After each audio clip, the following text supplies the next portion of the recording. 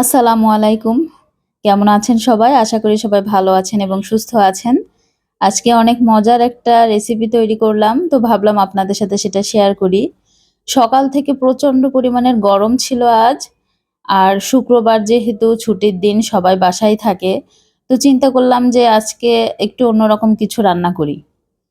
তো বিকালে আবার হঠাৎ দেখি চারিদিকে অন্ধকার করে মেঘ করলো আর হঠাৎ অনেক বৃষ্টি শুরু হয়ে গেল।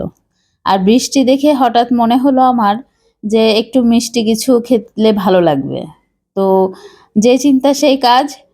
পোলাও চাল একটু বের করে নিলাম। অল্প পরিমাণে নিয়েছি, সেটাকে ১০ মিনিট ভিজিয়ে রেখেছি। আর চুলায় এদিকে একটা হাঁড়িতে গুড় গুলিয়ে নিচ্ছিলাম। আজকে গুড়ের পায়েস তৈরি করব। আপনাদের কার, কার ভালো লাগে গুড়ের পায়েস? আমার তো ভীষণই ভালো লাগে আর আমাদের বাসার সবাই খুব পছন্দ করে গুড়ের পায়েসটা। অনেকদিন রান্না করা হয় না, তাই তো আজ বৃষ্টি দেখে রান্না করতে শুরু করে দিলাম। তো দুধ হাঁড়িতে জাল করে নিচ্ছিলাম, এর ভিতরে তেজপাতা দিয়েছি, এলাচ আর দারচিনি দিয়েছি। এদিকে যে পোলাও চালটা ভিজিয়ে রেখেছিলাম সেটাকে একটু আধ ভাঙা করে নিয়েছি, ব্লেন্ডার জারে আধ ভাঙা করে মিশিয়ে দিলাম। তো এখন এটাকে ভালোভাবে ফুটিয়ে নিতে হবে। সামান্য পরিমাণে একটু লবণ দিয়ে দিলাম, মিষ্টিটা ব্যালেন্স হবে। এর সাথে গুঁড়া দুধ দিয়েছি হাফ কাপ পরিমাণে, আর আমি আন্দাজেই দিয়েছি, আপনারা মেপেও দিতে পারেন। তো এদিকে কুচি করে কেটে রেখেছিলাম কাজু বাদাম আর কিশমিশ দিয়ে দিলাম। এখন তো খুব ভালোভাবে এটাকে রান্না করে নিতে হবে যতক্ষণ না পর্যন্ত চালটা সেদ্ধ হয়। তো কিছু সময় রান্না করে নেওয়ার পর আমি আবার হাত দিয়ে দেখছিলাম যে চালটা ভালোভাবে সেদ্ধ হয়ে গিয়েছে। তো আমি চুলাটা অফ করে রেখে দিয়েছি ঠান্ডা হওয়ার জন্য।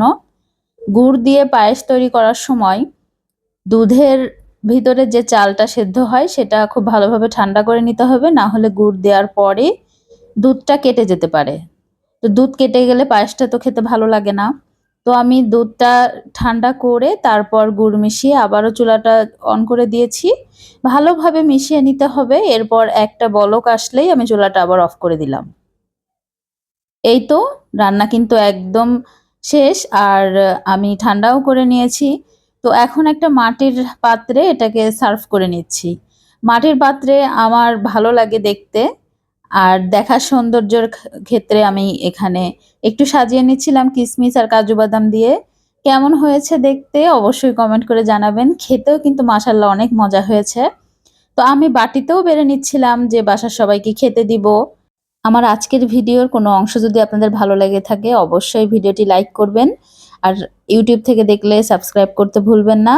আজকে এই পর্যন্তই। ভালো থাকবেন সবাই, সুস্থ থাকবেন, বাসায় এরকম মজার মজার রান্না করে খাবেন। আল্লাহ হাফেজ।